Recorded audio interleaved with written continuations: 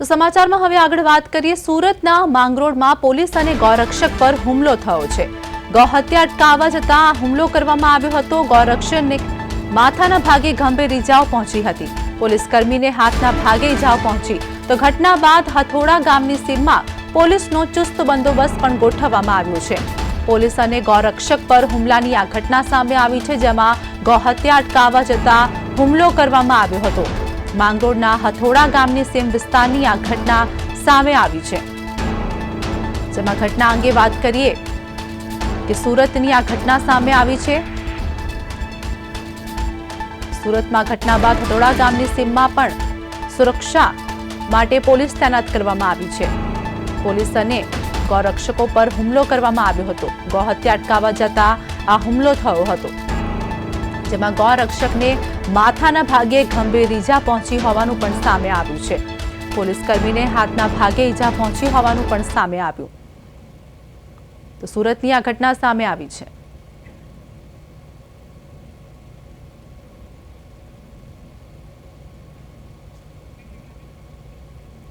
તો સુરતમાં ગૌહત્યા અટકાવવા જતાં હુમલો કરવામાં આવ્યો છે। હાલ ઘટના અંગે વાત કરીએ કે માંગરોળના હથોડા ગામના સીમ વિસ્તારની આ ઘટના સામે આવી છે। પ્રદેશ 24 ગુજરાતી પર એક્સક્લુઝિવ દ્રશ્યો આપ જોઈ શકી રહ્યા છો। ગૌહત્યા અટકાવવા જતાં હુમલો કરવામાં આવ્યો હતો।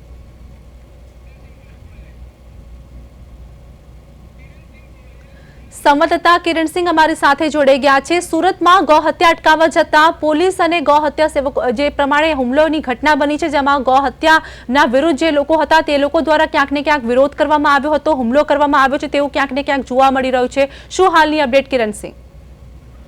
જી બિલકુલ આરતી, સુરત જિલ્લાનું જે હથોડા ગામ છે જે માંગરોળ તાલુકામાં આવેલું છે અને ગૌરક્ષકોને બાતમી મળી હતી કે ગામની સીમમાં ગૌ હત્યા થઈ રહી છે અને એના કારણે ગૌ રક્ષકો છે તે કોસંબા પોલીસ સ્ટેશનને ફરિયાદ કરી, તેઓને સાથે રાખી ગૌરક્ષકોને પોલીસે એવું કીધું હતું કે ત્યાં તમે જશો તો મામલો બીચકશે। એટલે ગૌરક્ષક એક આગેવાનને સાથે રાખીને પોલીસ ત્યાં ઘટના સ્થળ પર પહોંચી હતી અને ત્યાં પોલીસ કઈ કાર્યવાહી કરે તે પહેલા જ એમના પર હુમલો કરી દેવામાં આવ્યો હતો। તેમાં એક પોલીસને હાથના ભાગે ઈજા થઈ હતી ને ગૌરક્ષકને ઈજા થઈ હતી।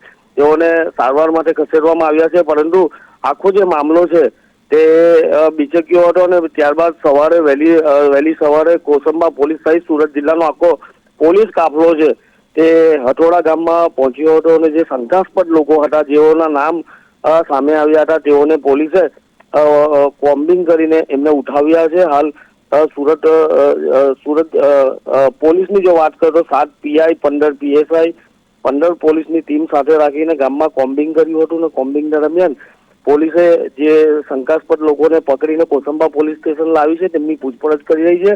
પરંતુ આખો જે આ મામલો છે, હાલ જે રીતે રમઝાન માસ ચાલી રહ્યો છે, આ પવિત્ર માસ છે, આ પવિત્ર માસમાં આ રીતની ઘટના બનતી હોય ગૌ હત્યાની વાત આવી હતી અને તેને લઈને મામલો બીચક્યો હતો, પરંતુ હાલ પોલીસ છે તે કોમ્બિંગ કરીને તમામ લોકોને કોસંબા પોલીસ લાવી છે અને એમની પૂછપરછ કરી રહી છે।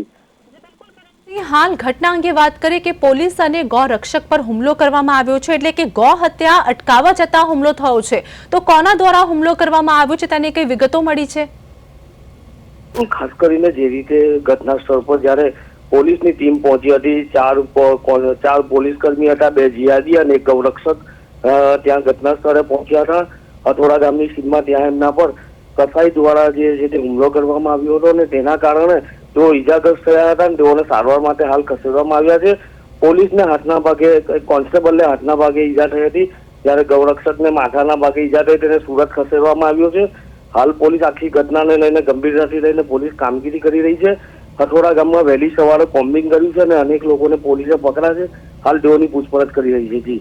કિરણસિંહ, હાલ ઘટના સ્થળે કેટલી પોલીસની ટીમ તૈનાત જોવા મળી રહી છે અને હાલ જે પ્રમાણે ક્યાંક ને ક્યાંક ઘટના પરથી દ્રશ્યો જોવા મળી રહ્યા છે કે પોલીસ દ્વારા કાર્યવાહી સખત રીતે કરવામાં આવી રહી છે, કેટલા લોકોને હાલ પકડી પાડવામાં આવ્યા છે?